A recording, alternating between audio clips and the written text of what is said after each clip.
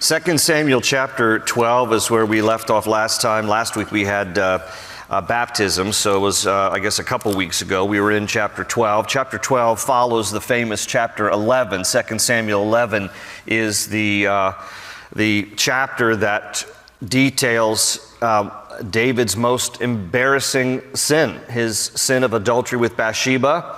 And he conspires then to have Bathsheba's husband killed in order to cover up his own sin. He takes her, Bathsheba, as his wife, and then he's confronted in chapter 12 by Nathan the prophet. God is always interested in our Christ-likeness, and in the case of David, it's pre-Christ, but nevertheless, God is always wanting us to be most like Him, and He is never content to leave us as we are. And so He will pursue us.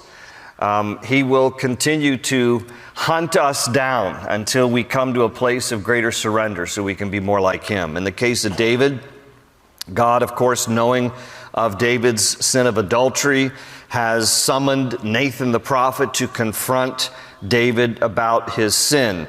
And David hears a parable that Nathan the prophet shares with him that is really just a way to expose David's sin. And there are a few different principles that we learn from these different chapters as we're going through the Bible. And last time from chapter 12, these are the three that we took away. Concealed sin hurts, confessed sin heals. In Psalm 32, David would write that when he kept his sin secret and hidden, it affected him physically down to the bone. And yet when he confessed his sin, that's when he really experienced the Lord's forgiveness and his personal healing. And so when Nathan confronts him, he is quick to repent. He is quick to confess his sin and to get right with the Lord, which is one of the reasons why David is always seen in the scriptures as a man after God's own heart. It doesn't mean that he was a man without sin. He committed plenty of sins, but he was a man who had a short account with God. He was quick to repent. He was quick to get right with God. He felt convicted easily. And so he recognized that concealed sin hurts, confessed sin heals. And God will often give us time to confess privately before sin gets exposed publicly. There was a period of time where God was hoping, I'm sure, and waiting on David to come clean and to confess his sin before the Lord. But it took Nathan the prophet to confront him before he was willing to acknowledge it. But again, he acknowledged it very quickly as soon as he was confronted, and then it goes very public. And in the parable that Nathan shares with him, David could see the sin of someone else but not his own, and that's number 3. Don't hold others to a higher standard than yourself. So we left off in around verse 22 of chapter 12, and we left off with the tragic death of the child that was born and conceived to this adulterous relationship that David has with Bathsheba. And I just want to read again verse 22, because after the child dies, then David broke his fast and got up and worshiped. And in verse 22, he said, "While the child was alive, I fasted and wept, for I said, who can tell whether the Lord will be gracious to me that the child may live? But now he is dead. Why should I fast? Can I bring him back again? I shall go to him, but he shall not return to me." And that's where we ended last time. And I just want to kind of reiterate there, because what David is giving to us is a proof text in the Bible that children, before they reach an age of accountability, and that's kind of a vague statement. What is the age of accountability? It's as God understands the human heart and whether or not a child or a young adult is able to make a profession of faith in Jesus. But prior to that God in His gracious provision takes children to heaven, because David said right here, I can't bring the child back, but I'm going to see him one day. And it is a reminder to us that God in His gracious provision will take little children home to be with Him. And that, because we believe that life begins at conception, that would include children who have been aborted. That would include children who have been miscarried. That would include young children who die. And so God, in his gracious provision, takes children to be with him. And David makes this statement here. And I spoke more extensively about why, backing that up from Scripture, so you can listen to that from the previous study, that God takes children to be with him. But that's where we left off. It's a very tragic scene, the death of this child, and David's mourning and fasting. And the Lord did not choose to allow the child to live. The Lord took the child home to be with him. And so David breaks his fast, goes into the house of the Lord, and he worships.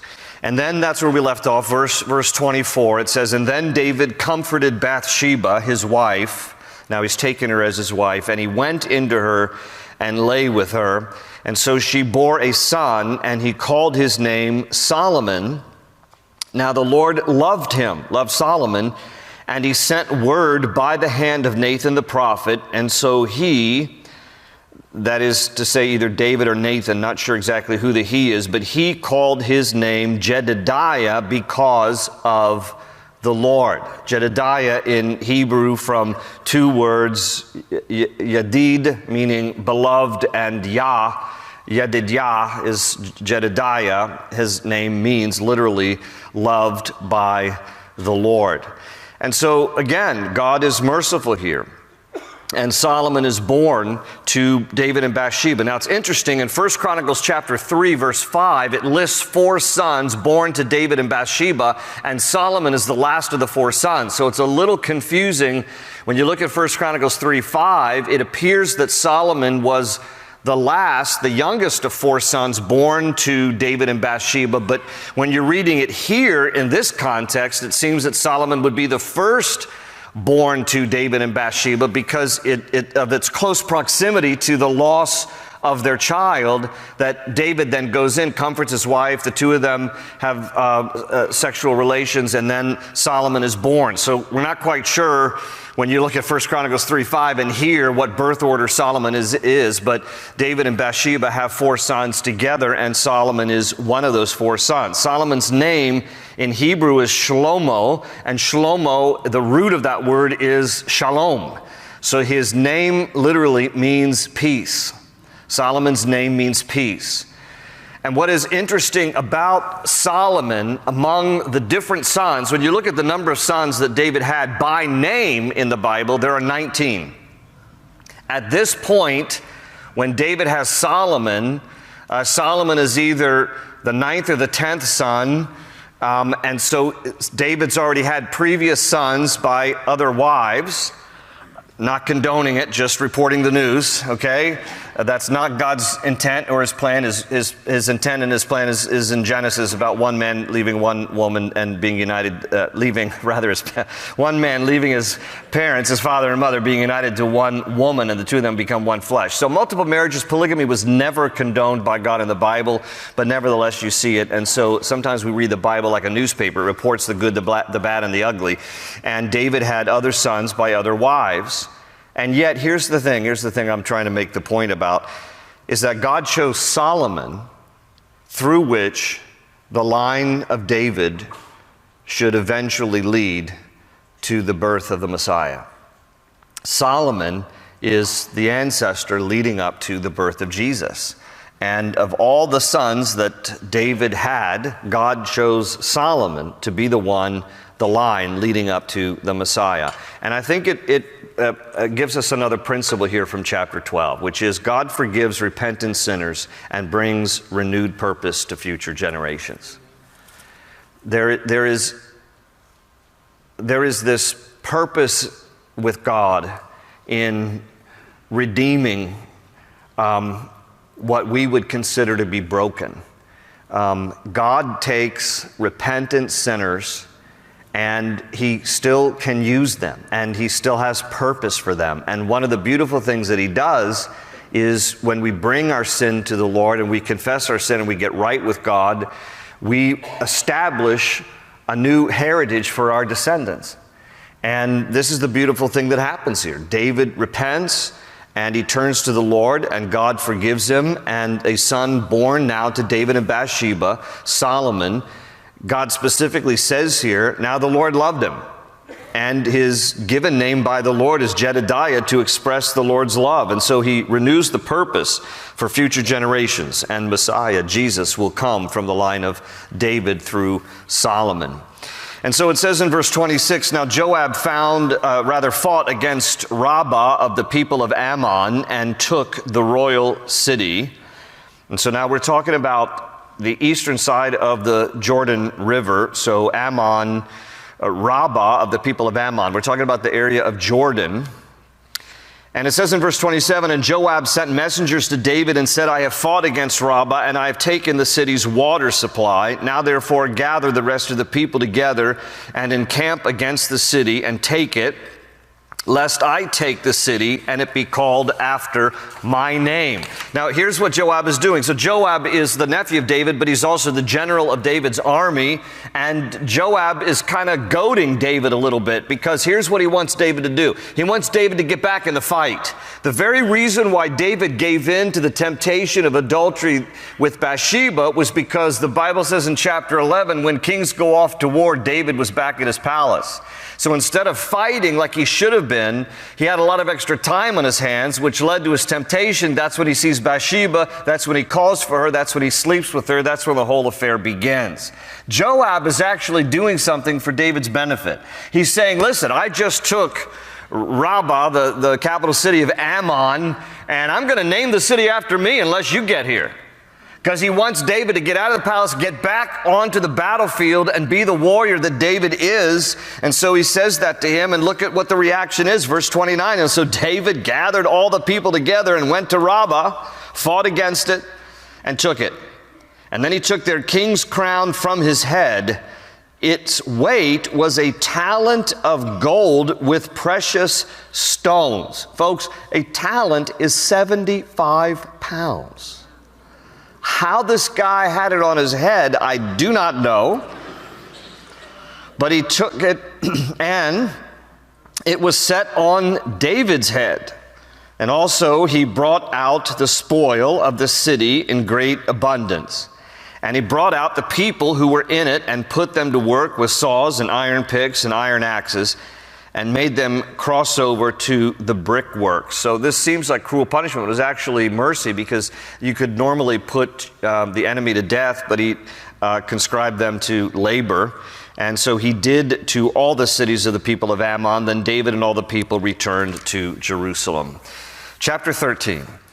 Chapter 13 begins some tragic stuff that happens in David's family. And the reason why all these things are going to begin to happen in his family is because of the sin that David allowed in his own life that has had a residual effect in his own household. Now, if you remember, if you were here a couple of weeks ago, back in chapter 12, if you just jump back to chapter 12 for a moment, I want you to notice with me verses 9 and 10. And this is important to recognize. When Nathan confronts David about his sin with Bathsheba, David is going to be forgiven by the Lord. But what all of us need to understand is that even though God forgives us, sometimes we still have to suffer the consequences for it. Not because God is necessarily punishing us, but there's just a law of reciprocity. Whatsoever a man sows, that shall he also reap. There are just natural consequences attached to sinful choices. And part of the natural consequences here in chapter 12, the words of Nathan to David, verses 9 and 10, he says, "Why have you despised the commandments of the Lord to do evil in his sight? You have killed Uriah the Hittite with the sword. You have taken his wife to be your wife and have killed him with the sword of the people of Ammon. Now therefore, the sword shall never depart from your house, because you have despised me," that's capital M, that's the Lord, "and have taken the wife of Uriah the Hittite to be your wife." So in other words, what Nathan is saying to David is, you have brought destruction to a family by your sinful choices, and so you're going to reap what you sow. And there's going to be devastating consequences in your own family. So we need to understand this. This is important because a lot of times we don't consider the consequences before we engage in sinful choices. And yet sinful choices often have consequences. Sometimes those consequences are short term, sometimes they're long term, sometimes it's very little, sometimes it's a lot. But in David's case, we're going to see here that what he inflicted on another family is going to come back into his own family because he's going to reap what he sows. So when we get here now to chapter 13, if you notice with me, chapter 13 verse 1 says, "And after this, Absalom, the son of David, had a lovely sister whose name was Tamar." Okay, now, so Absalom is the third son born to David by David's wife, Maacah. So David has a wife named Maacah, M-A-A-C-A-H, and to that union is born Absalom and Tamar. Now, of all the sons that are named in the Bible, this is the only daughter that is named in the Bible to David, Tamar. It says that she is lovely, so she's beautiful, and Absalom has naturally a very protective brother's heart for Tamar, as you're going to see here in a little bit. And then the rest of verse 1 says, "And Amnon, the son of David, loved Tamar." Now, Amnon was David's firstborn son, the firstborn son to David and his wife Ahinoam. And so Amnon is the half-brother of Absalom and Tamar. And so Amnon loved his half-sister Tamar. What we're going to realize here is he doesn't really love her, that he lusts after her. Okay, it's inappropriate on a few different levels. It is completely contrary to the Mosaic law, Leviticus 18:11. God spelled out clearly in Leviticus 18:11 that even a half-brother, half-sister relationship is sinning against God. So what Amnon has in his heart here is really lust for Tamar, for his half-sister. And look what happens. Verse 2. Amnon was so distressed over his sister Tamar that he became sick. We would say sometimes like lovesick. When somebody gets, they can't even eat. They're like obsessed with somebody. And it says, "For she was a virgin." Now that's important. We'll come back to that. And it was improper for Amnon to do anything to her. Again, Leviticus 18:11. But Amnon had a friend whose name was Jonadab, the son of Shimeah, David's brother. Okay, now, the son of my father's brother is my cousin, right? The son of my father's brother is my cousin. So Jonadab is Amnon's cousin. He's more than a friend, but he's his friend. He's his cousin. And it says, now Jonadab was a very crafty man. That's being very charitable. He's weird. And he said to him, so now Jonadab is talking to his cousin here. He's like, "Why are you, the king's son, becoming thinner day after day? Will you not tell me?" And Amnon said to him, "I love Tamar, my brother Absalom's sister." So Jonadab said to him, "Lie down on your bed and pretend to be ill. And when your father comes in to see you, say to him, 'Please let my sister Tamar come and give me food, and prepare the food in my sight, that I may see it and eat it from her hand.'" Okay, so Jonadab is actually encouraging Amnon to act on his feelings. And why don't you just devise this scheme so you can get alone with Tamar and act on your lust? Verse 6 says, "Then Amnon lay down and pretended to be ill, and when the king came to see him, Amnon said to the king, 'Please let Tamar, my sister, come and make a couple of cakes for me in my sight, that I may eat from her hand.'" So here's principle number 1 from chapter 13. Please be careful whom you allow as your advisors. Okay, Jonadab is a terrible advisor. He's giving terrible advice here to Amnon, and it only feeds Amnon's sense of entitlement and his lustful heart. And so Jonadab's not a good guy here, and he's not doing Amnon any good. And so Amnon's going to take his cousin's advice. Like, okay, I'm just going to, pretend to be sick. I'm going to convince my dad to send Tamar over here. And so verse 7, "And David sent home to Tamar, saying, "Now go to your brother Amnon's house and prepare food for him." And so Tamar went to her brother Amnon's house, and he was lying down. And then she took flour and kneaded it, made cakes in his sight, and baked the cakes. And she took the pan and placed them out before him, but he refused to eat. I mean, look at the detail here. I mean, she's completely oblivious to what's about to happen. She's not thinking that Amnon's up to anything. She's just going there. She thinks he's sick. She's making him food here. And then he refuses to eat in verse 9. And so she took the pan and placed them out before him, but he refused to eat. And then Amnon said, "Have everyone go out from me." And they all went out from him. And then Amnon said to Tamar, "Bring the food into the bedroom that I may eat from your hand." And Tamar took the cakes which she had made and brought them to Amnon her brother in the bedroom. And now when she had brought them to him to eat, he took hold of her and said to her, "Come lie with me, my sister." So he makes this advance, and he's hoping that she's going to reciprocate. Well, she doesn't. She's smarter than that. Verse 12, but she answered him, "No, my brother, do not force me, for no such thing should be done in Israel. Do not do this disgraceful thing. And where could I take my shame? And as for you, you would be like one of the fools in Israel. Now, therefore, please speak to the king, for he will not withhold me from you." Now, listen, she's just basically trying to say something like, why don't you talk to the king? Because she wants him to stop this. And so she's trying to reason with him. She realizes what he's up to here. She's letting him know this is wrong. This isn't right. This is shameful. You can't do this kind of thing. Let's go talk to dad about this. Well, verse 14, however, he would not heed her voice, and being stronger than she, he forced her and lay with her. So he rapes her. Amnon rapes his half-sister Tamar. And notice what happens next. Then Amnon hated her exceedingly, so that the hatred with which he hated her was greater than the love with which he had loved her, which reveals his real thing was lust. He just wanted to use her. He wanted to take advantage of her. And he doesn't love her. He wants to discard her like a piece of trash as soon as he's done using her.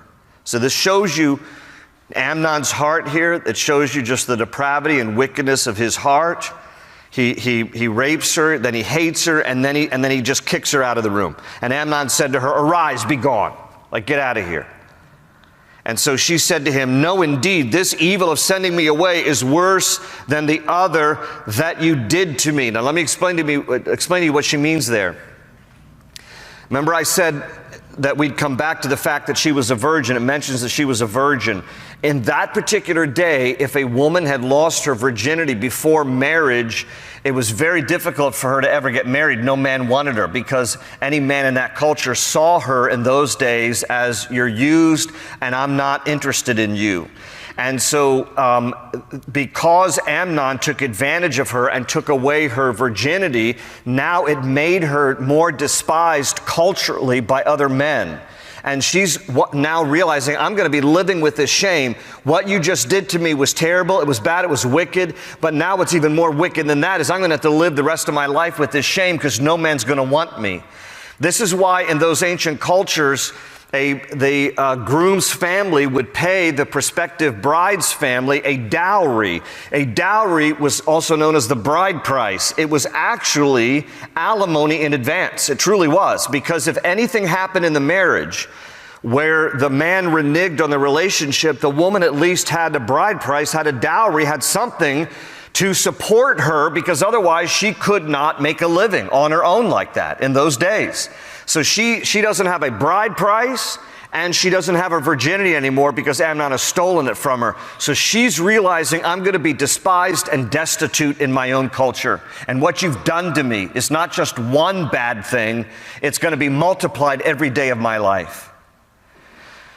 And so it says, but he would not listen to her. Verse 17, then he called his servant who attended him and said, "Here, put this woman out from me, and bolt the door behind her." And now she had on a robe of many colors, for the king's virgin daughters wore such apparel. And his servant put her out and bolted the door behind her. I just noticed that the contrast in that scene, because here she is wearing the royal robe of a king's virgin daughter, very colorful, very ornate. In those days, the robes would go all the way down to the wrists, all the way down to the ankles, and it was a picture of someone who was honored and valued. And now, what is Amnon doing? Dishonoring her, devaluing her, throw her out, and lock the door behind her. So this is just a very difficult scene here. This is horrific on many levels, and your heart just goes out to her. And notice here what she does. Verse 19, then Tamar put ashes on her head and tore her robe of many colors that was on her and laid her hand on her head and went away crying bitterly. Now, one of the things I want you to notice by her, what she does in this moment is she's like, I'm not going to cover this up. What's been done to me is a disgrace, and I'm not going to hide behind it, because she wants vindication here. But at the same time, she's brokenhearted, all at the same time.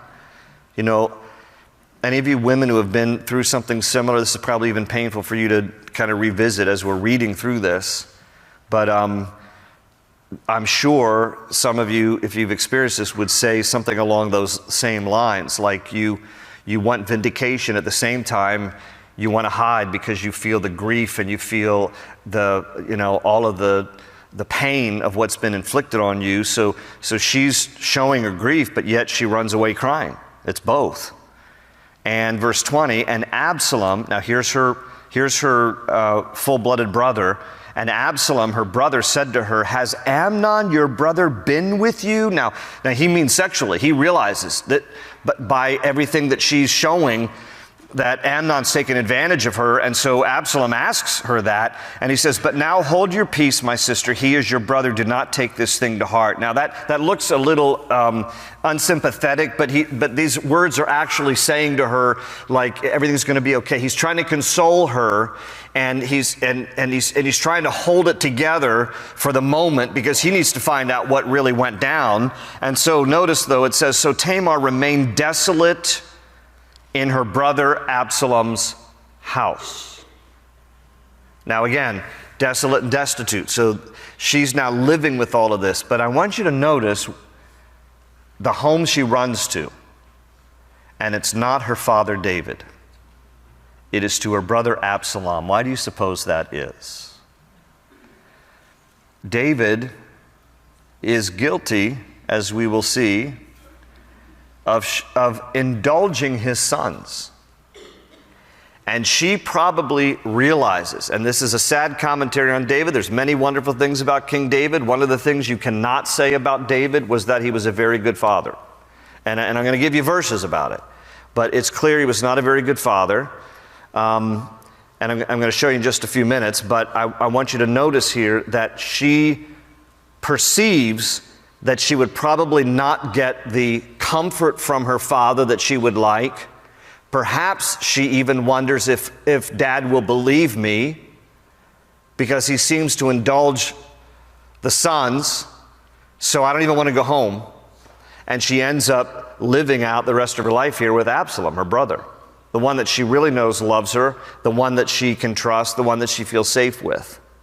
So here's the next verse that shows David's passivity here. You ready for this? It says, verse 21, but when David heard of all these things, he was very angry. Okay? Now, that sounds appropriate, right? Any dad should be very angry. But here's what's so tragic. That's it. He doesn't do anything to console her. There's nothing in the Bible that says that he loved her, comforted her, consoled her, and there's nothing in the Bible that says he held Amnon responsible. He just checks out. He gets mad, but he does nothing about it. And so this is another important principle here, because we're going to see this unfold, and I did kind of a play on words, but passive parents produce problem progeny. Okay? It's a mouthful, but What happens is, because he's passive and he never seems to address what is wrong in the family, he just lets things happen. He gets upset about this, he gets upset about that, but he doesn't do anything about it. And all it does is produce more problem children. Because when one child realizes that they get away with something, then the other children realize that they can get away with something. And it just leads to one mess after another. Because what is so sad here is that, he doesn't comfort Tamar, he doesn't protect her, he doesn't correct Amnon, he doesn't confront Amnon. He's very passive here, and it is believed that in part his passivity is related to his own sin. What do I mean? You kind of lose moral authority in the home when you yourself have been immoral. I mean, there's a lot of important lessons here.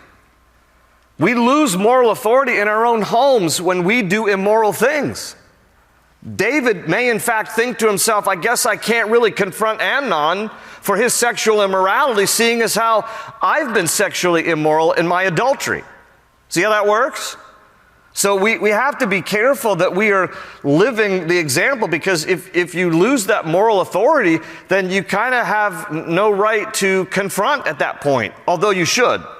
David should have realized, okay, I've been forgiven, I've been redeemed here, and I can't give up my family to the enemy and to the flesh. I've got to confront this. But no, he just checks. He gets angry, but he doesn't do a single thing. And it really is tragic, because it leads to more sinful and tragic consequences in this family. And we'll see it as we keep reading. Well, it says in verse 22, and Absalom spoke to his brother Amnon. So dad doesn't go confront Amnon, but the half-brother does, because he loves his sister Tamar. So Absalom confronts Amnon, and it says that he spoke to him neither good or bad. What that means is he just goes in like chill. But Absalom's not done here. He just kind of goes in like, yeah, what's going on, Amnon? Yeah, what happened there? Oh, okay, all right. And he takes note. But at least he confronts him. And it says here, for Absalom hated Amnon, because he had forced his sister Tamar. Now, what do you do with hate? You better work on that hate, or that's going to eat you alive. It's going to lead to your own sin issues, which it does. So again, this family just the compounded one issue after another. So now you got Amnon rapes his half-sister. She's not comforted by dad. Amnon's not confronted by dad. Absalom confronts Amnon, but doesn't really do anything yet. But the hatred is just brewing now. And so then in verse 23, and it came to pass after 2 full years that Absalom had sheep shears in Baal Hazor, which is near Ephraim. So Absalom invited all the king's sons. And then Absalom came to the king and said, kindly note, your servant has sheep shearers. Please let the king and his servants go with your servant. Now, typically when there would be the shearing of sheep, it was this festive thing. They'd have a feast, and it was a great time, to get the wool off the sheep, and so they made a party out of it. And so Absalom comes to his father, the king, and says, why don't you send your servants and you come with me, and let's join the feast. But the king said to Absalom, no, my son, let us not all go now, lest it be a burden to you. Like, this is too much. We don't want to be a burden on you. And then he urged him, but he would not go, and he blessed him. David said, no, I'm not going to go, but look, you have a good time. Do what you want. And then Absalom said, if you don't want to go, Dad, please let my brother Amnon go with us. And the king said, why should he go with you? Now see, David's not dumb. I mean, he realizes, like, what's up? Why do you want Amnon to go with you? And he's like, but Absalom urged him, so he let Amnon and all the king's sons go with him. So David's like, I'm not going to go, and I'm not going to bring my servants, but you want Amnon? Okay, fine, Amnon can go with you. And maybe your other brothers, and again, up to this point now, there's probably a total of 10, and at least 6 are adult sons. And so what we find here is, over the 2 years that Absalom has been waiting for this moment, because he's scheming here. He's scheming against his brother. During those 2 years, what do you think has happened to that hatred? It's grown. He's been feeding it. He's been, ruminating on it. He's just been like rehearsing it over and over again. What Amnon did to my sister, what Amnon did to my sister. Hate that guy, hate that guy. And so after 2 full years, this is what happens here. Now, I'll come back to that point in just a moment, but now let's read what happens. Verse 28, now Absalom had commanded his servants, saying, watch now, when Amnon's heart is merry with wine, and when I say to you, strike Amnon, then kill him. Do not be afraid. Have I not commanded you? Be courageous and valiant. So the servants of Absalom did to Amnon as Absalom had commanded. And then all the king's sons arose, and each one got on his mule and fled. Yeah, of course, because you're thinking, he killed one of us, he might kill the rest of us. We better jump on our mules and get out of town. And so that's what they did. But this is an important thing. Point number 3, time does not heal bitterness, only God does. In fact, I didn't make this a point, but I think if we're honest enough, time has a way, if we don't deal with the bitterness, of actually contributing to more bitterness. So time not only doesn't heal bitterness, but if we don't deal with it early on, it will just grow and fester more, and we'll just become more and more bitter. Question, does Absalom have the right to be angry at what happened to his sister? Yes. But what do you do with that anger and hatred? See, there are times that we can have legitimate emotion, but the emotion can then become controlling of our own hearts, and then suddenly it goes from a legitimate emotion to an illegitimate reaction. And so what started as legitimate anger over what happened to his sister has now led to illegitimate reaction of bitterness and hatred, to the point where he acts on it and has his half-brother killed. Okay? So that's what can happen. Now this is obviously to the extreme. Bitterness to the extreme can lead to this kind of vengeance. If there's one thing that I have seen over now 33, 34 years of ministry that is probably more destructive in the lives of Christians, people in general, but just speaking to the body of Christ, than anything else, it is unforgiveness.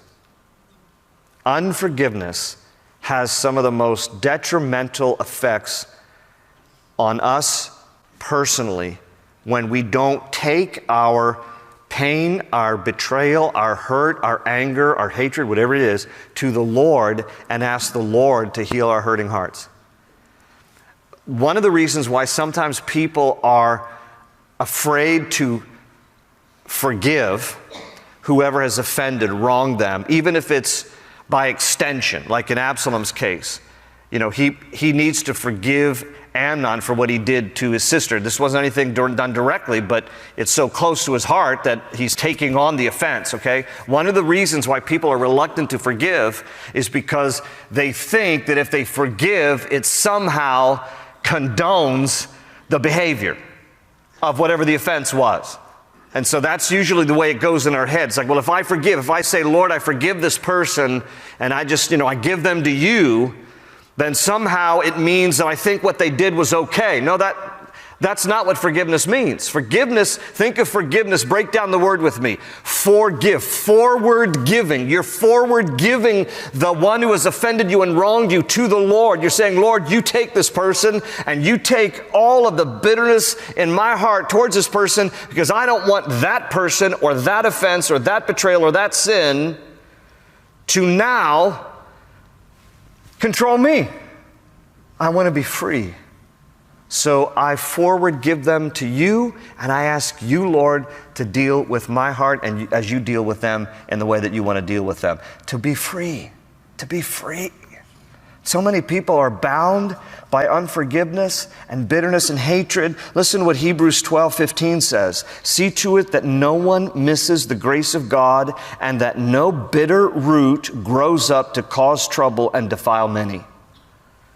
When we allow bitterness and hatred to go unresolved, and when we don't ask the Lord to take it from us and we forgive the offender, it becomes this root that grows deeper, and notice what Hebrews 12:15 says there, that grows up to cause trouble and defile many. You ever met a bitter person? Every person they come in contact with, they defile. Because they're just constantly spilling their bitterness, and you don't want to be around them. That's what happens. A bitter person does not stay bitter to himself or herself. Bitter people generally affect other people around them. And so nobody wants to be around them. And then what does that do? It contributes to their own bitterness. They're like, how come nobody wants to be my friend? Well, because you're bitter. That's why nobody wants to be your friend. And it's really tragic because, not only are they bound in their own bitterness, but then they become isolated because they alienate themselves from everybody else who doesn't want to be around a bitter person. And in this case, it leads to death. Well, verse 30, and it came to pass while they were on the way, the brothers who had jumped on their mules, that news came to David saying, Absalom has killed all the king's sons, and not one of them is left. Don't you like how fake news was still in the Bible? It's not just something new. Fake news has always been around. Absalom killed all the king's sons. No, he only killed one. One's bad enough, but he didn't kill them all. No one's left. Verse 31, so the king arose and tore his garments and lay on the ground, and all his servants stood by with their clothes torn. Verse 32, then Jonadab, remember him? Jonadab, the bad cousin who gave Amnon the bad advice. Then Jonadab, the son of Shimeah, David's brother, answered and said, let not my lord suppose that they have killed all the young men, the king's sons, for only Amnon is dead. Like, why does this guy always seem to show up at the most inappropriate times? Like, Amnon, you know what you need to do? Fake that you're sick, get Tamar to come in, take advantage of her. And now all of a sudden he's showing up, he's like, David, my king, David, everything's fine. It's only Amnon who died, not the rest of your sons. I just wanted to share a little bit of good news with you. It's like, this guy just bugs me. I don't even know him, and I don't like him. Only Amnon is dead, for by the command of Absalom, this has been determined from the day that he forced his sister Tamar. Yeah, and you, Jonadab, were behind that. Now therefore, he keeps talking, let not my lord the king take the thing to his heart, to think that all the king's sons are dead, for only Amnon is dead. Just Amnon. I just see him, like smoking on a cigarette and just like, it's going to be okay. Only Amnon is dead. Like, all right, whatever. Jonadab. Then Absalom fled, and the young man who was keeping watch lifted his eyes and looked, and there many people were coming from the road on the hillside behind him. And Jonadab said to the king, look, the king's son, I don't know why I'm doing like this breathy little thing, but it's just Jonadab's like, look, the king's sons are coming as your servant said. So it is. I told you so. That's what he's saying. Told you so, Dave. Told you so, Davey. Everything's going to be fine. But everything's not fine, because so it was as soon as he had finished speaking that the king's sons indeed came, and they lifted up their voices and wept. And also the king and all his servants wept very bitterly. David's firstborn son has been killed. Amnon has been killed by his thirdborn son, Absalom.